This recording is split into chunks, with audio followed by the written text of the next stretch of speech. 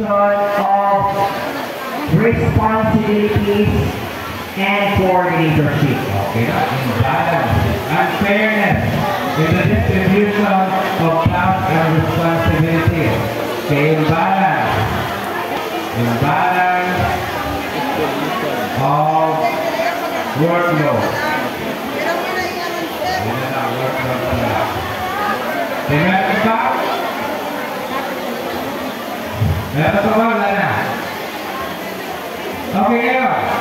Ano naman ang ginagawa natin to overcome those challenges?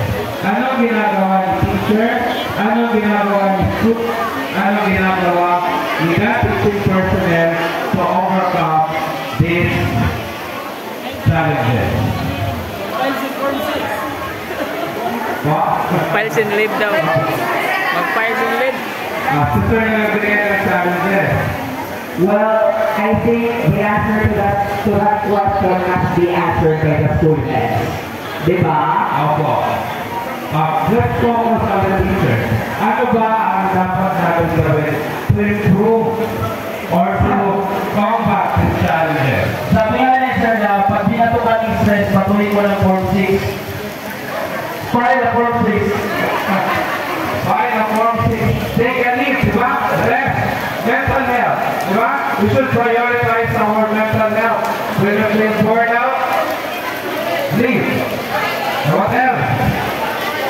Ano yan? Mental health.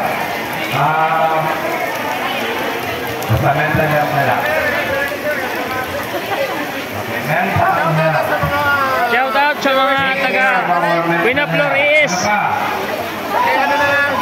Shout out sa Ano pa yung ginagawa natin? Shout out sa mga taga Winaflor East. Wow!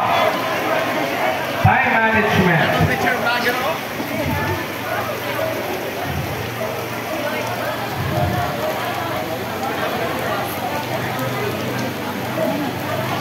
What else? Not